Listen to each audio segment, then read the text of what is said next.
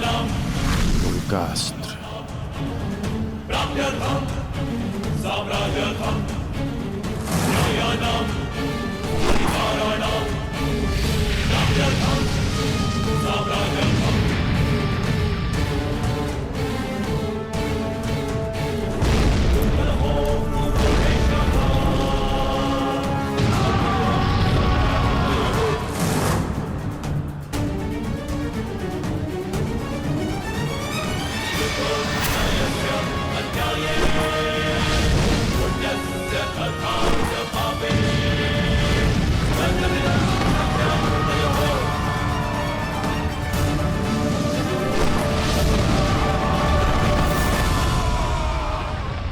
अद्भुत, अद्भुत मित्रगण,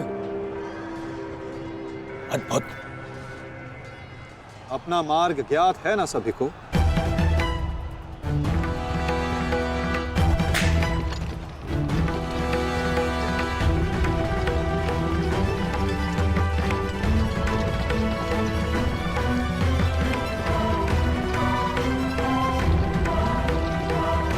ये क्या कह रहे हो संजय? युधिष्ठिर सेना के पिछले भाग की ओर बढ़ रहा है।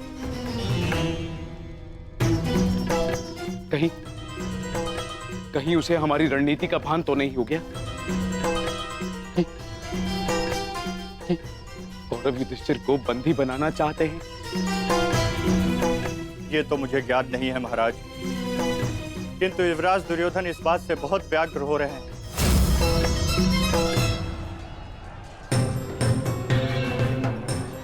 अवश्य इन पांडवों को हमारी रणनीति का ज्ञात है, इसीलिए भीम एक और हमारी सेना को भ्रमित कर रहा है और युधिष्ठिर पीछे जा रहा है। मित्रगण, तुम जाओ, युधिष्ठिर के पीछे तुम जाओ और जाके उसे बंदी बनाओ। युधिष्ठिर को बंदी बनाना हमारे लिए बहुत आवश्यक है। जाओ मित्र। परंतु मित्र, मैंने महाराज को वचन दिया कि आज किसी भी कौरव के प्राण नहीं जाएंगे। मुझे उस वचन को भी निभाना है मित्र। उसके लिए हम सब हैं यहाँ। युधिष्ठिर तुम्हारे सामने एक दुर्बल योद्धा है, तुम उसे आसानी से बंदी बना सकते हो मित्र। उसे बंदी बनाते ही ये युद्ध यहीं समाप्त हो जाएगा और मेरे भाइयों की रक्षा भी। मुझे ये युद्ध यहीं समाप्त चाहिए। कर्ण, जाओ आगे। ठीक है मित्र, परंतु मेरी योजना स्मरण रखना। मुझे तुम्हारी योजना स्मरण रहेगी मित्र। आगे बढ़ो। तब से युधिष्ठिर के रथ की ओर तीव्र गति से आगे बढ़ो।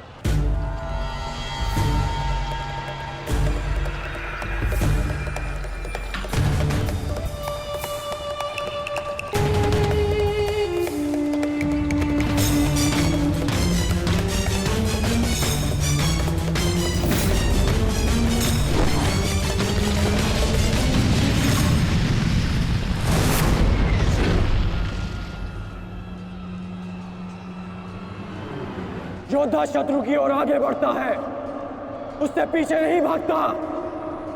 मैं तुम्हें युद्ध का आह्वान देता हूं कौंतेय।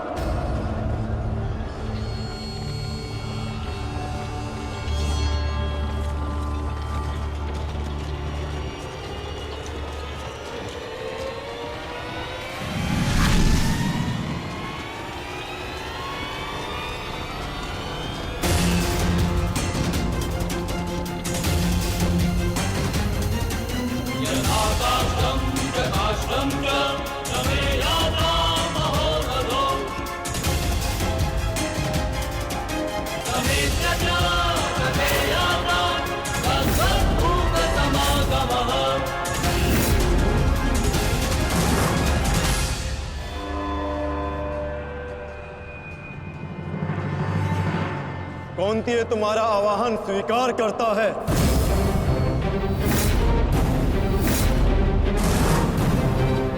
कल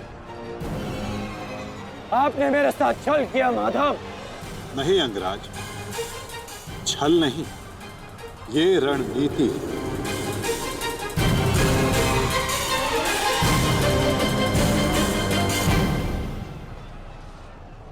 ये युधिष्ठिर का रथ है और इस पर युधिष्ठिर को विराजमान होना चाहिए था। वो तुम्हारी भूल है अंगराज, क्योंकि तुमने रथ को नहीं, रथी को युद्ध के लिए ललकारा है। और तुमने युधिष्ठिर को नहीं, कौन्तेय को ललकारा है, युद्ध का आवाहन दिया और उसने तुम्हारे इस युद्ध के आवाहन को स्वीकार किया है कर्ण।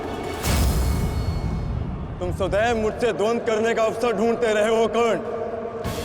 समय आ गया है, अब दिखाओ कि तुम कितने समर्थवान और कुशल योद्धा हो। अपना आवाहन पूर्ण करो मुझसे और वहां दादा भीम अपनी प्रतिज्ञा पूर्ण करेंगे।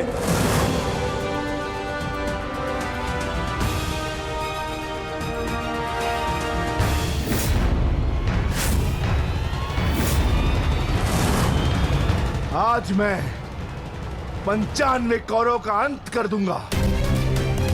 पांचाली को दिया हुआ वचन और कुरु सभा में ली हुई प्रतिज्ञा आज दोनों ही पूर्ण हो जाएंगे। तुम आगे बढ़ो भीम, तुम्हारे मार्ग की बाधा हम दूर करते हैं। आगे बढ़ो।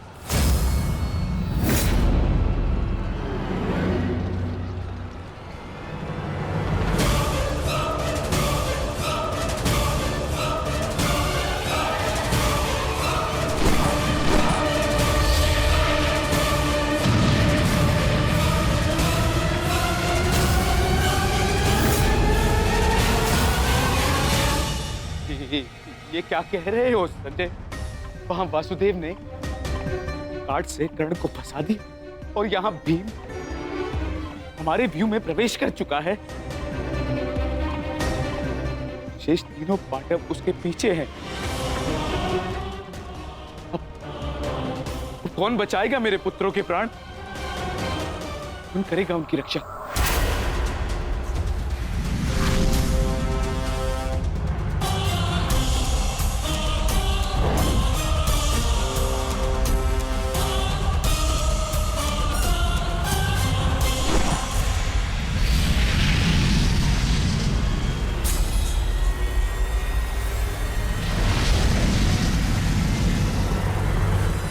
कर्ण का संकेत है।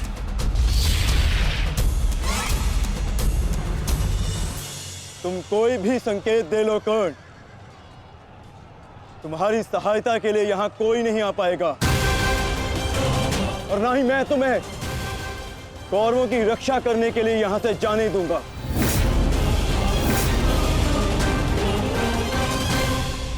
तुम कोई भी संकेत दे लो कर्ण, तुम्हारी सहायता के लिए यहां कोई नहीं आ पाएगा। कौन कहता है कि मैं रक्षा के लिए संकेत दे रहा हूं? माधव भले ही तुम्हारे सारथी हैं, किंतु इनकी नीति मैं तुमसे अधिक पहचानता हूं। तुमने भले ही माधव की सहायता से मुझे युद्ध क्षेत्र से अलग कर दिया, किंतु मेरी रणनीति को विफल नहीं कर पाओगे अर्जुन।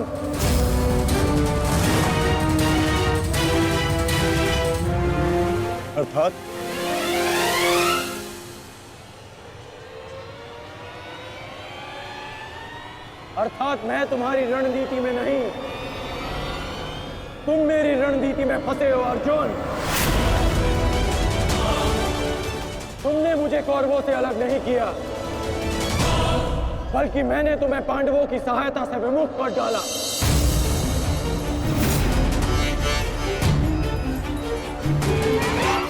अब तुम भीम की सहायता नहीं कर पाओगे अर्जुन, और भीम किसी कौरव का वध नहीं कर पाएगा।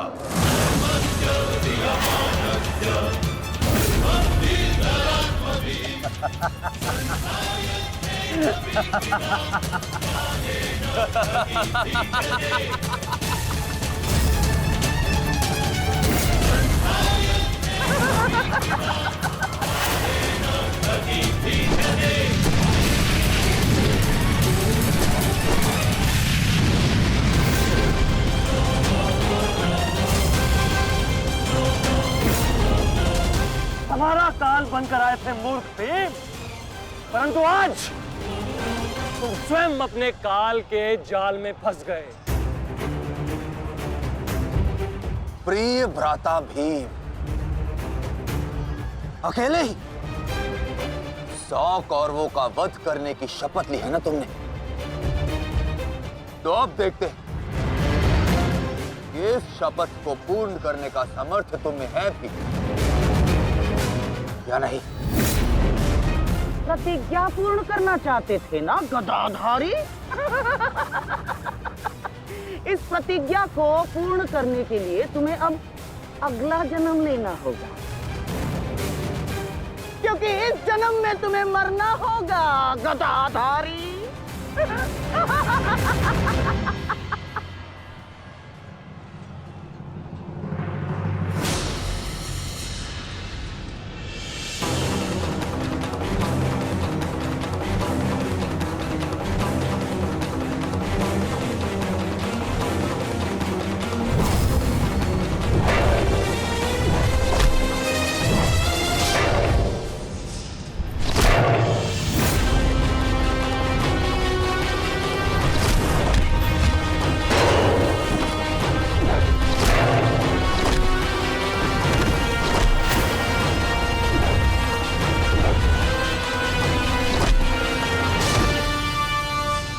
तुमने मेरे भाइयों को बहुत निर्दयता से मारा है भीम।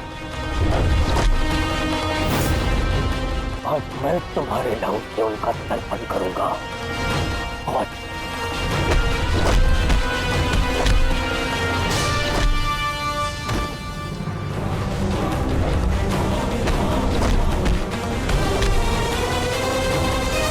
मैं तुम्हारे लहू से उनका तर्पण करूंगा। आज भीम, आज मैं अपने भ्राताओं की मृत्यु का प्रतिशोध लेकर रहूंगा। सावधान!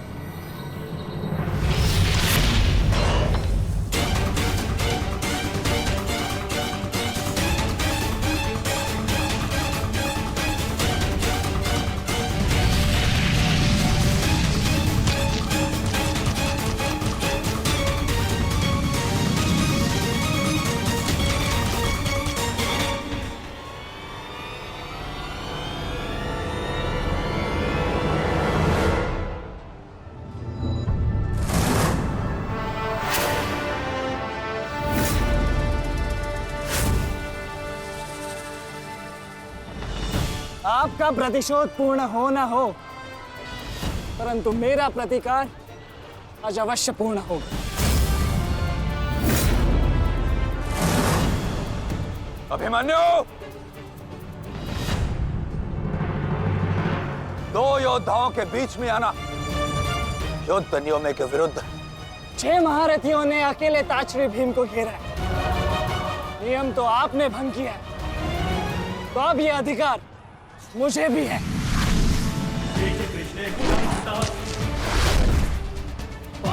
अभिमन्यु!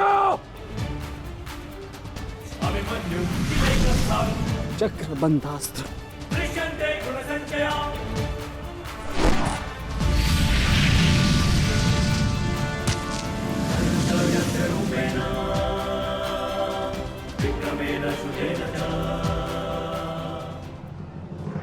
अभिमन्यु, तुम भूल रहे हो मैं तुम्हारे पिता के आचार्य का पुत्र हूं। चक्रबांध अस्त्र का तोड़ मैं जानता हूं। चक्र विपरीत अस्त्र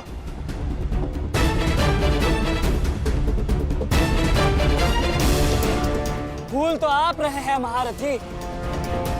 विपरीत अस्त्र तभी कार्य करता है जब युद्ध नीति गत हो। एक योद्धा पर आप सभी ने आक्रमण कर युद्ध नीति भंग की। अब अपनी इस अनीति का दमन देखिए। बालक!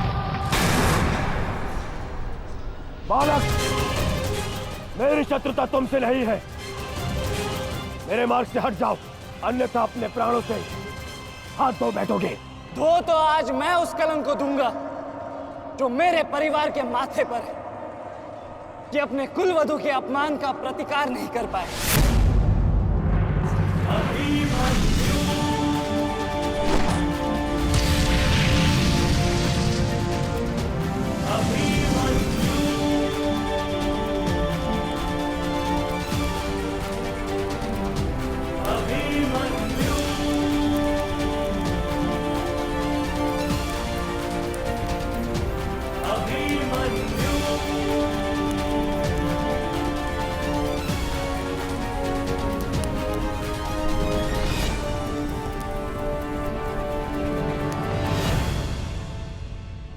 मेरे मार्ग से हट जाओ, अन्यथा अपने प्राणों से हाथ धो बैठोगे। धो तो आज मैं उस कलंक को दूंगा जो मेरे परिवार के माथे पर है, कि अपने कुलवधु के अपमान का प्रतिकार नहीं कर पाए।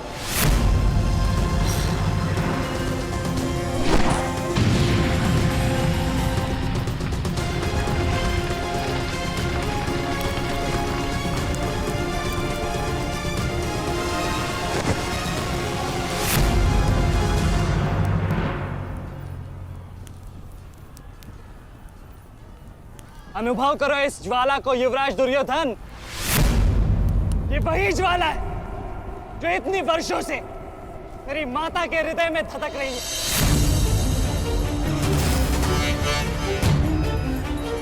छोटा था मैं बहुत, पर मेरा रोम रोम जल उठता था ये सुनकर कि मेरी माता के साथ क्या हुआ। सोचो, मेरे माता पिता और मेरे काकाओं पर क्या बीती होगी जब उन्होंने वह दृश्य देखा। मेरे माता पर क्या बीती होगी जब सहस्त्रों आंखें उनके वस्त्रहीन होते शरीर पर पड़ रही थी। आज मैं आपको उस अपमान का अनुभव कराऊंगा। आपकी पूरी सेना और महारथियों के समक्ष आपका वस्त्र हरण करूंगा और कोई कुछ नहीं कर पाएगा।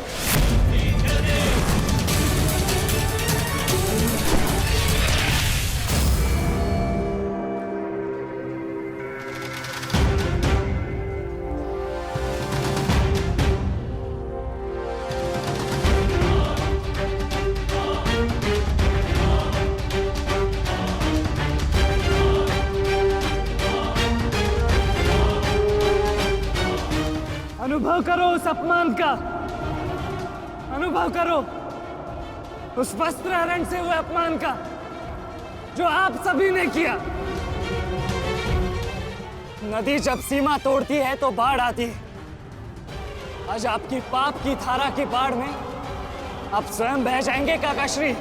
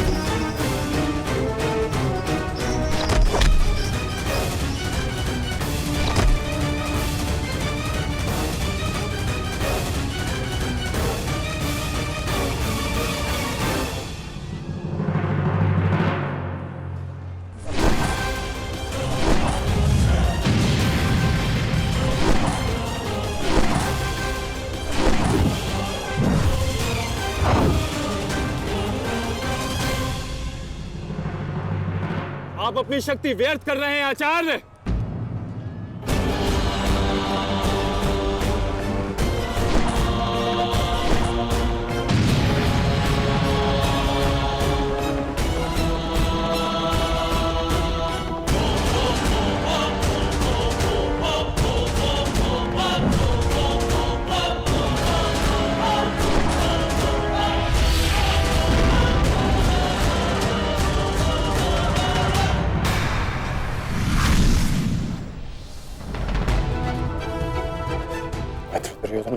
सहायता की आवश्यकता है।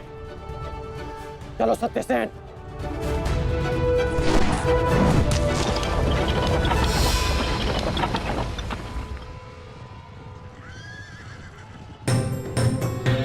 कहां चले अंगराज? मैं जानता हूं कि तुम्हारे मित्र पे आए संकट का संदेश तुम्हें मिल चुका है,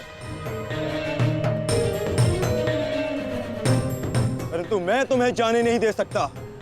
तुम कदाचित मुझे रोक सकते थे अर्जुन, परंतु तुमने एक भूल कर दी। तुम अपने रथ पर नहीं हो अर्जुन। हाँ, वासुदेव तुम्हारे सारथी हैं, परंतु महाबली हनुमान का आशीर्वाद तुम्हारे रथ पर नहीं।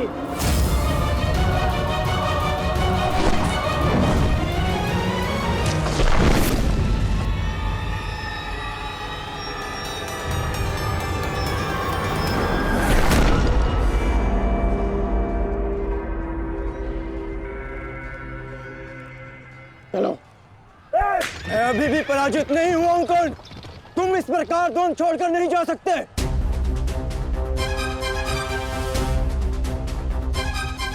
तुम युद्ध के नियम भूल रहे हो अर्जुन। युद्ध का नियम है कि महारथी ही महारथी के साथ द्वंद्व कर सकता है, और तुम रथ विहीन हो, इसलिए मैं तुम्हारे साथ द्वंद्व नहीं कर सकता।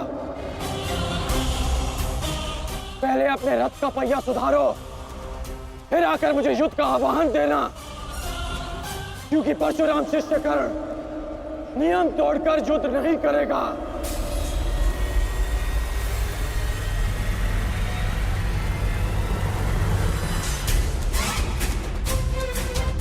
चलो सत्यसेन।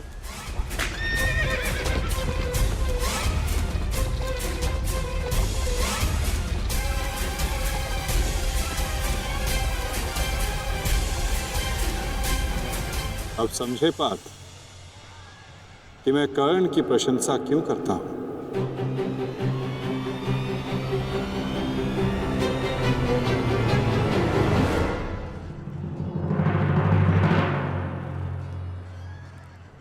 मानता हूं कि आपका वध करना काकाश्री की प्रतिज्ञा थी।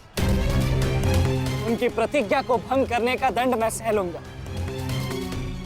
परंतु आज अपनी माता के अपमान का दंड मैं आपको अवश्य दूंगा।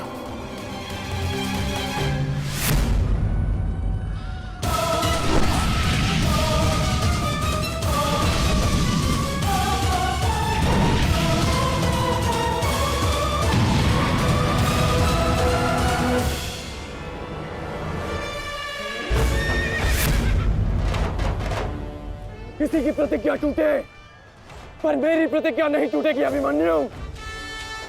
और मेरी प्रतिज्ञा है कि जब तक मैं जीवित रहूंगा,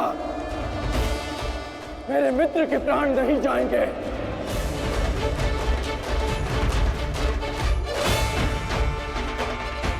यदि जीवित रहना चाहते हो तो पीछे हट जाओ अभिमन्यु।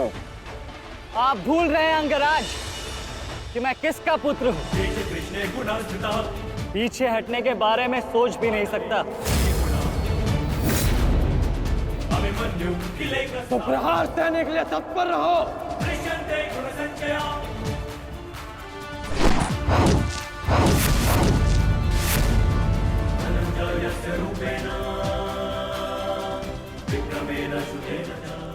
ये मेरे लिए पर्याप्त नहीं अंगराज।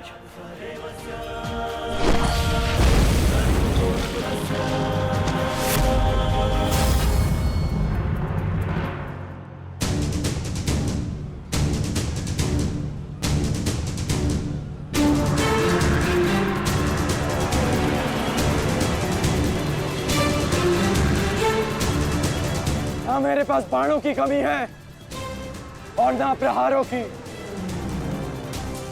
ये अंतिम अवसर है अभिमन्यु, लौट जाओ।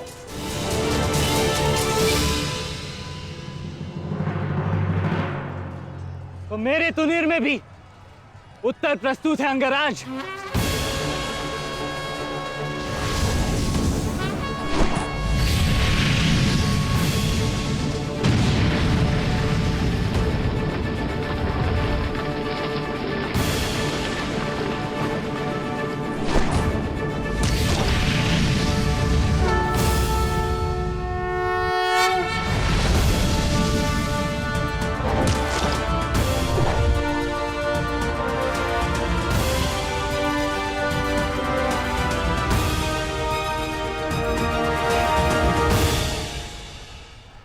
तुम्हारा सामर्थ्य स्वीकारता हूं। तुम एक कुशल योद्धा हो अभिमन्यु, किंतु कुशल होने के साथ साथ बुद्धिमान होना भी आवश्यक है। लौट जाओ। यदि कल युद्ध करना चाहते हो तो आज जीवित रहना सीखना होगा। लौट जाओ अभिमन्यु।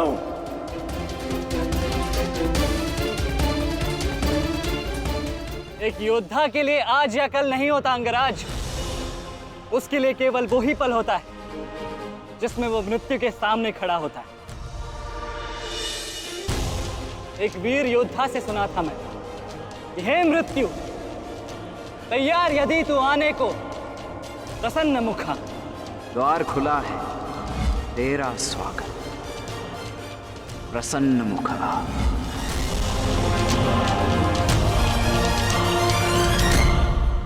मुझे रोकने का अब केवल एक ही अस्त्र है आपके पास। यह आपको मेरा वध करना होगा।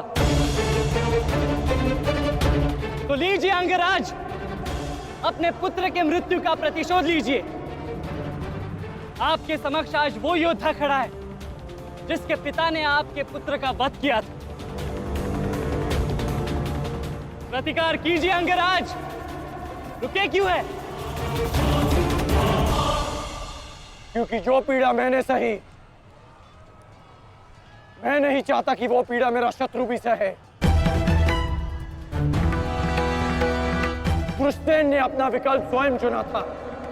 वो रणभूमि छोड़कर जा सकता था, परंतु उसने मृत्यु चुनी। गर्व है मुझे तुम जैसे युवा योद्धाओं पर,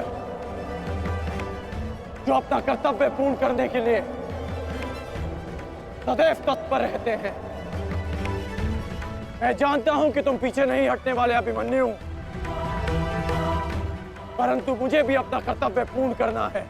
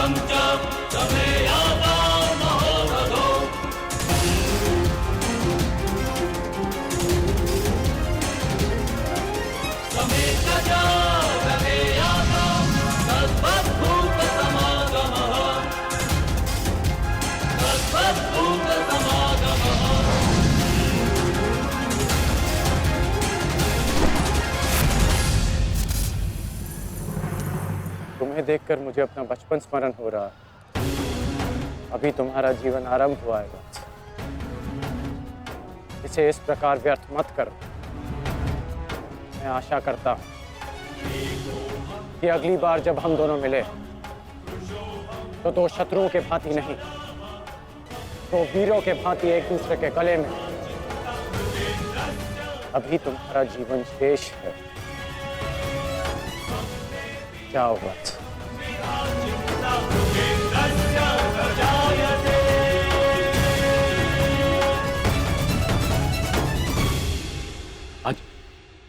आज कौरवों की विजय हुई है गांधारी।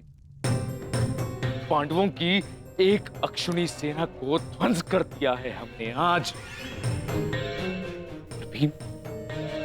भीम हमारे एक भी पुत्र को क्षति नहीं पहुंचा पाया, एक भी।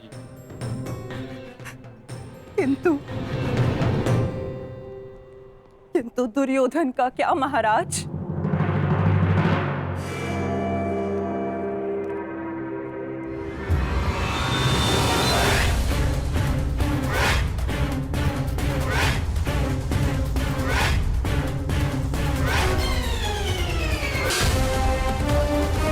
मित्र,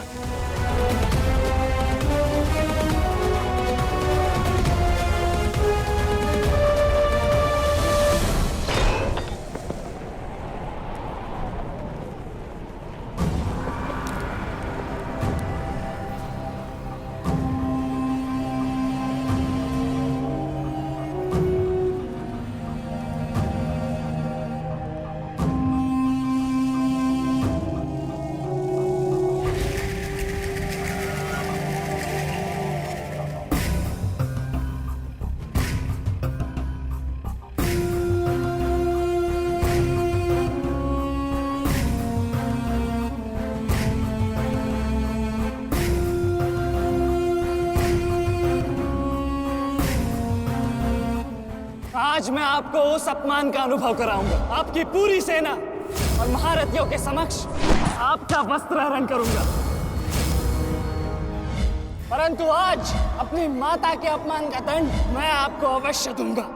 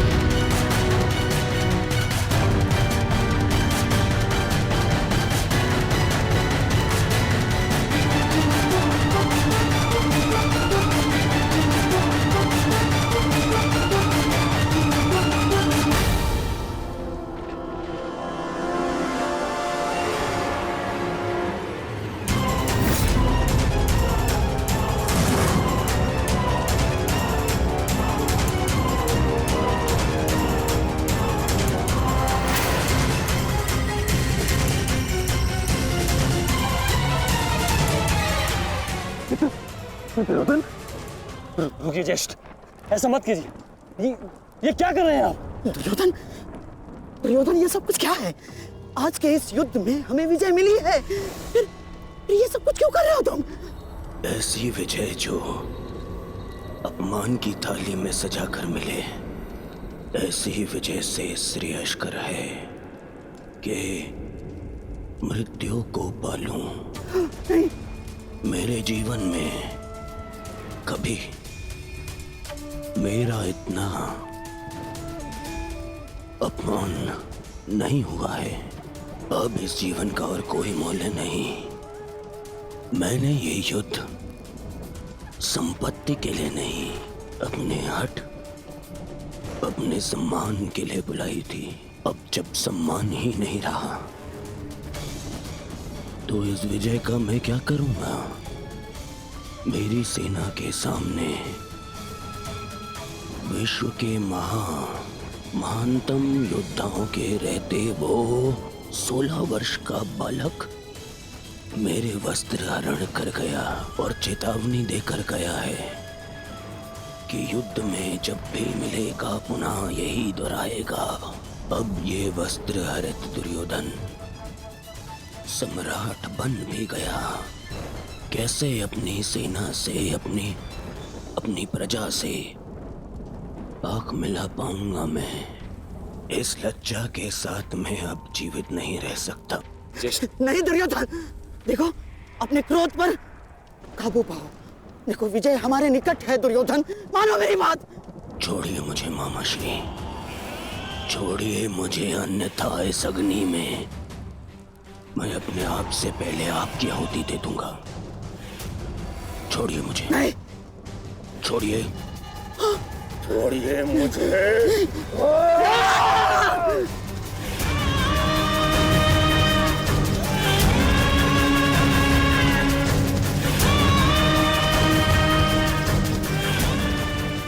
नहीं, नहीं दुर्योधन,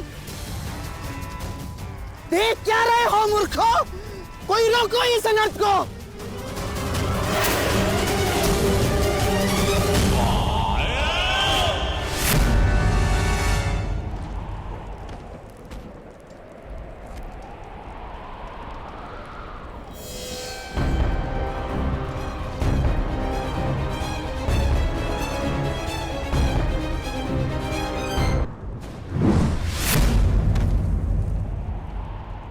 ठहर जाओ मित्र।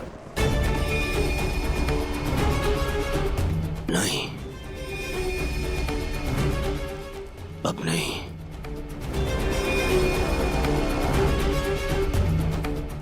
क्रोध में विवेक मत खो बैठा। जो अपना सम्मान खो चुका हो, उसके पास खोने को और क्या शेष है? ले लेने देते उस अभिमन्यु को मेरे प्राण, वीर गति तो मिलती। सारी सेना के सामने मेरा वस्त्र हरण कर गया वो बालक, जिन पांडवों का सर कटा हुआ देखना चाहता था, उन्हीं का बालक मेरा सर झुका गया। संसार के सारे योद्धा देखते रह गए और वो बालक मुझे अपने बाणों के चक्र में फंसा गया। मैं ये अपमान सहन नहीं कर सकता। क्या करूंगा जीवित रह गए जब संसार के सामने शीश उठाकर चल भी नहीं सकता मैं। इसीलिए अब मैं अग्नि स्नान करूंगा।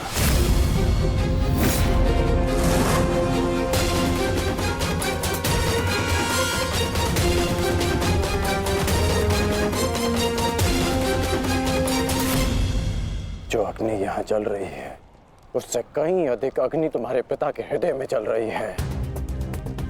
क्या तुम अपने 5 भाइयों का बलिदान व्यर्थ जाने दोगे?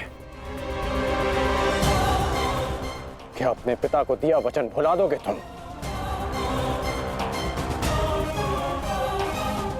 अपने चारों ओर देखो मित्र, क्या ये सब व्यर्थी अपने प्राणों के साथ खेल रहे हैं? जो वीर गति को प्राप्त हुए हैं, क्या उनका बलिदान व्यर्थ जाने दोगे तुम? तुम्हारे अनुज, तुम्हारे मामाश्री, तुम्हारे गुरुदेव, ये सब तुम्हारे सम्मान, तुम्हारे अधिकार के लिए लड़ रहे हैं, और तुम अपने कर्तव्य से मुंह मोड़ना चाहते हो। पूछो अपने सैनिकों से कि आज जो युद्ध में हुआ, कि क्या वो उससे लज्जित हैं, या वो कल युद्ध में उसका प्रतिशोध लेंगे? बोलो सैनिकों! प्रतिशोध लेंगे! प्रतिशोध लेंगे! प्रतिशोध लेंगे!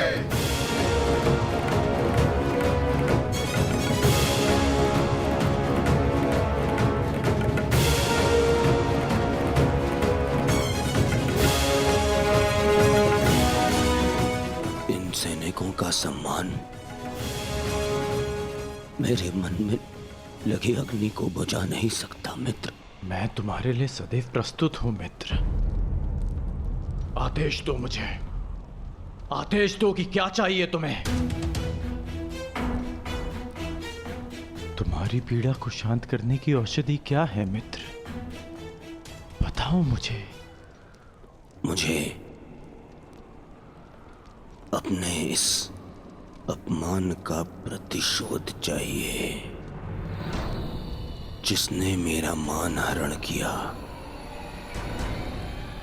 उसके प्राण हरण करने हैं मुझे। मुझे अभिमन्यु चाहिए।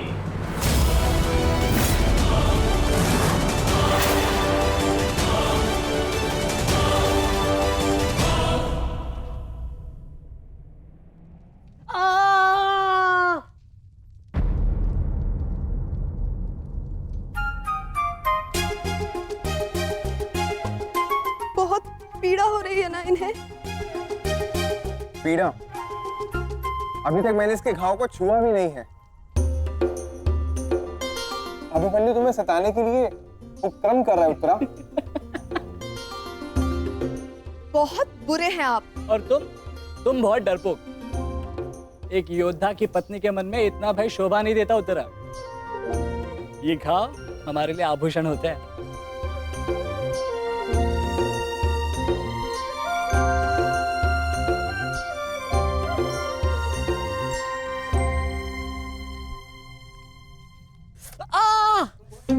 क्यों सताते हो तुम उसे? अब क्या करूं माता, वो तो आजकल हर बात पर क्रोधित हो जाती है। और अब आप भी मुझे डांट रही हो।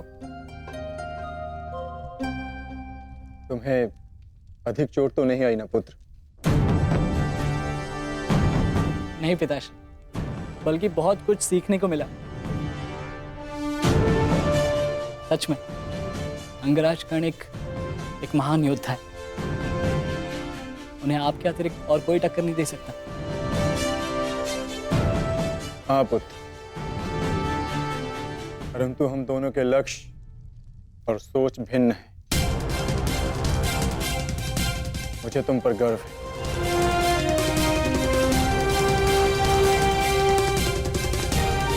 गर्व तो होना ही चाहिए। आज अभिमन्यु ने दुर्योधन को उचित उत्तर दिया।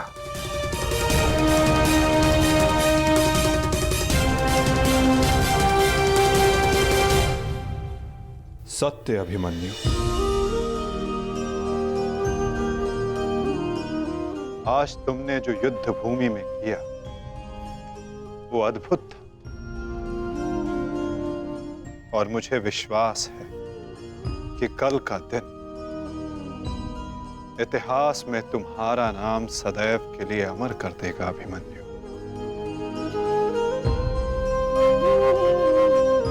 इतिहास से पूर्व मेरे पुत्र ने अपनी छवि मेरे मन में अमर कर दी है।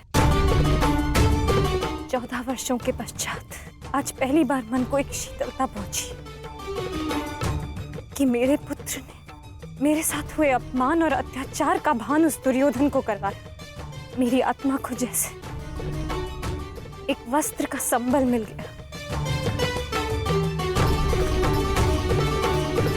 इसके लिए मैं सदैव के लिए अभिमन्यु की ऋणी रहूं। जीवन तो पल पल में है सखी। जिस पल को जी लो वही जीवन होता है। आज तुम प्रसन्न हो, जी लो सखी। आज का दिन जी लो। कल का दिन तो अभिमन्यु के जीवन का अंतिम दिन होना चाहिए। और स्मरण रहे, सरल मृत्यु नहीं देनी है उसे। मृत्यु आने की पीड़ा का आभास कराना है।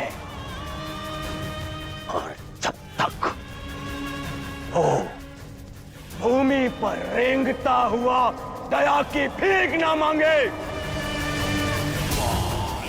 मृत्यु नहीं आनी चाहिए उसे।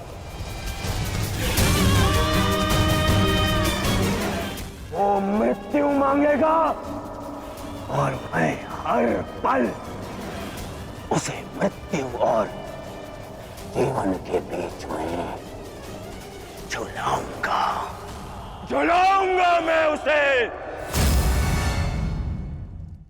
असंभव युवराज, जब तक युद्ध भूमि में पांडव उपस्थित हैं तब तक अभिमन्यु तक पहुंचना असंभव होगा। वैसे कोई ने ज्ञात होगा कि आज आपके साथ जो हुआ उसका प्रतिशोध आप अवश्य लेंगे। इसी कारण अभिमन्यु तक पहुंचना इतना सरल नहीं होगा।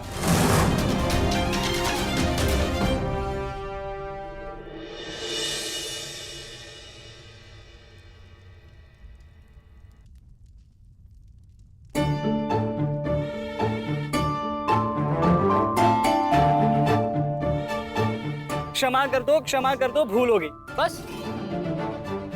अच्छा, क्षमा भी कर दो। जिसने युवराज दुर्योधन का मस्तक झुका दिया वो आज तुम्हारे समक्ष सर झुकाए मना रहा है तुम्हें। देखो, किसी ने मुझे इस प्रकार सर झुकाए देख लिया ना तो मेरा बहुत उपहास उड़ाया जाएगा। पहले वचन दीजिए कि भविष्य में आप इस तरह मेरा उपहास नहीं बनाएंगे। आपको अनुमान भी है मैं कितनी भयभीत हो गई थी। अब इसमें भयभीत क्या होना उत्तरा?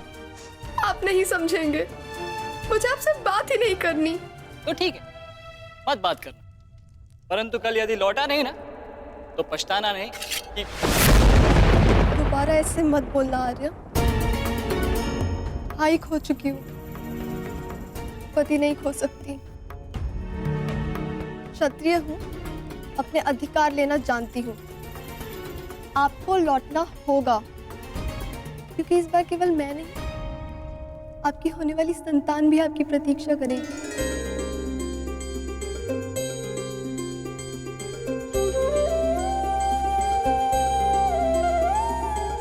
सत्य उत्तरा,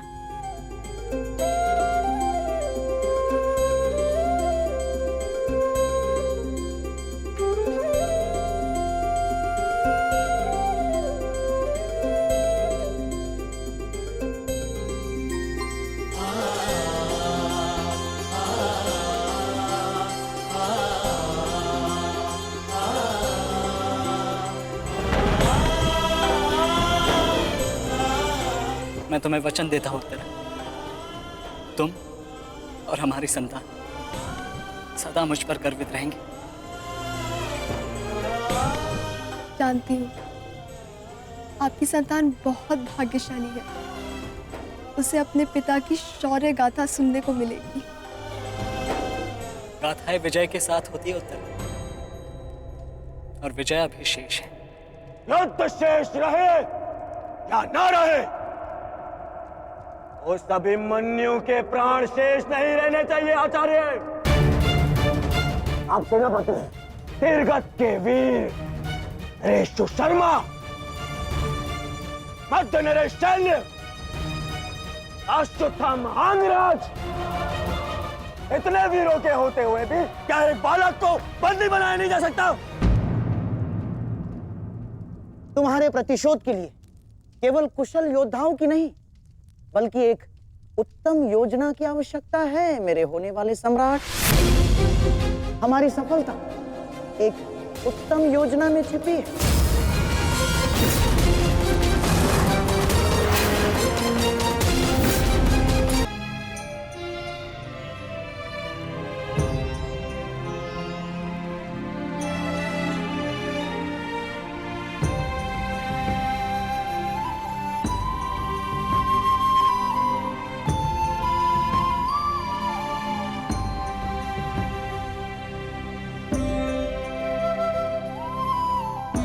ऐसा क्या है जो आप चाहकर भी मुझसे नहीं कह पा रहे हैं सखा?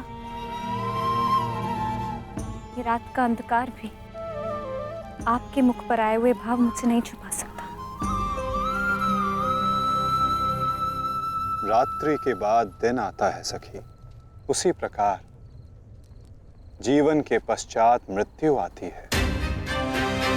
सुख के बाद दुख आता है,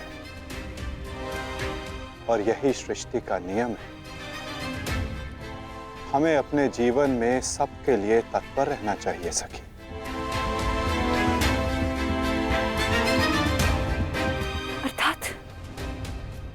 अर्थात जो मेरा भय है, क्या वो सच होने वाला है माधव? क्या कल पांडवों के साथ कुछ अनिष्ट होने वाला है?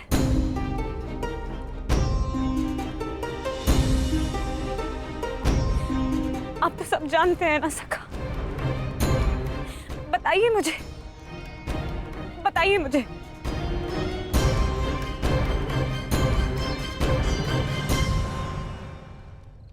कभी कभी भविष्य का ज्ञान होना भी दुख का कारण बन सकता है सखी।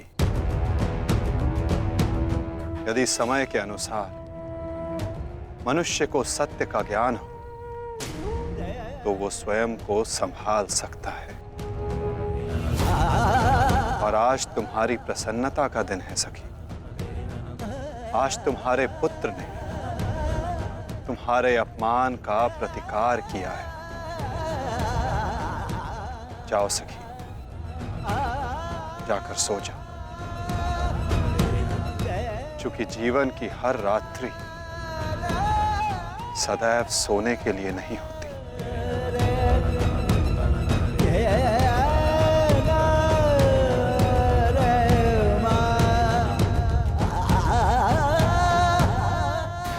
तब तक सो नहीं पाऊंगा जब तक मेरा प्रतिशोध पूर्ण ना हो जाए आचार्य।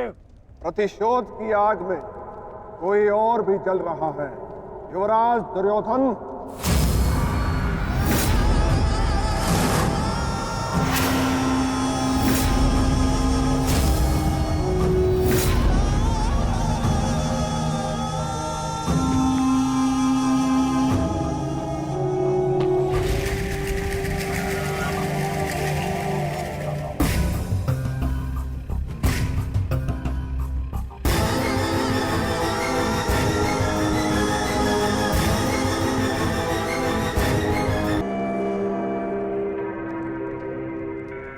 श्री सिंधु नरेश जयद्रथ।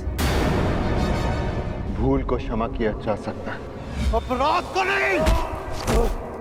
इस सम्मान के पश्चात विचलित बचा तो ऐसा भयंकर प्रतिशोध होगा कि तुम पांचों की आत्मा कांप उठेगी। प्रतिशोध लूंगा। कल तुम्हारे साथ साथ मेरा प्रतिशोध भी पूर्ण होगा और मैं सम्मान सहित तुम्हारी बहन दुशला को अपना मुख दिखा सकूंगा।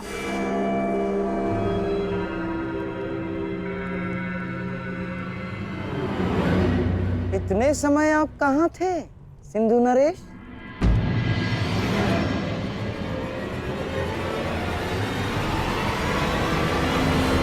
अपने अपमान के प्रतिशोध का प्रबंध कर रहा था।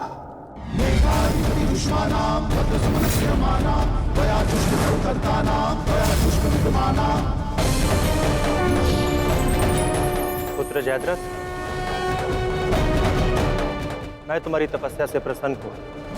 मांगो, क्या वर मांगते हो? महादेव, मुझे अपने प्रतिशोध का अवसर चाहिए। शपथ ली है मैंने, जब तक पांडवों के अपमान का प्रतिशोध नहीं लूंगा तब तक मुकुट धारण नहीं करूंगा। और वो दिन कल आएगा वो दिन जब मैं पांडवों को ऐसी पीड़ा दूंगा कि वो जीवन भर नहीं भुला सकेंगे। महादेव का आशीर्वाद है मेरे साथ और मैं तुम्हारे साथ युवराज, तुम्हारी योजना और मेरा प्रतिशोध दोनों कल सफल होंगे।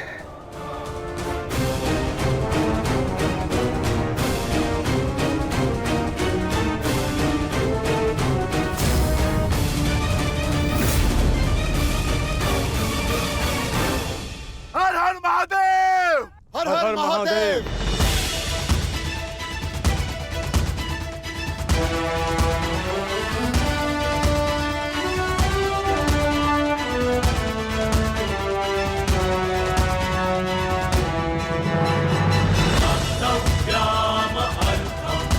सर्वोत्तम बनो पुत्र।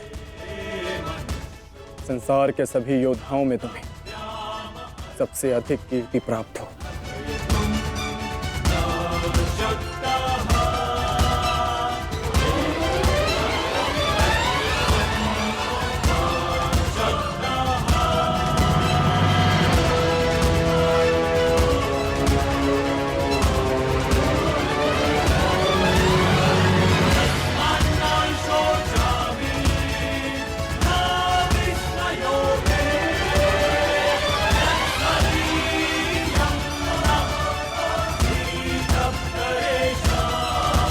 आशीर्वाद दीजिए मामा श्री कि मैं विजय श्री प्राप्त कर लूं।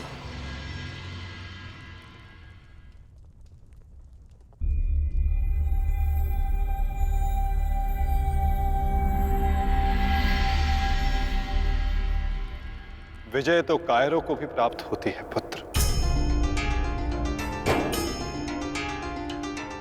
परंतु कीर्ति और यश केवल शूरवीरों का मुकुट बनती है। मेरा आशीर्वाद तुम्हारे साथ है पुत्र। तुम युद्ध क्षेत्र में वो कीर्ति प्राप्त करो जो तुम्हें अमर बना दे।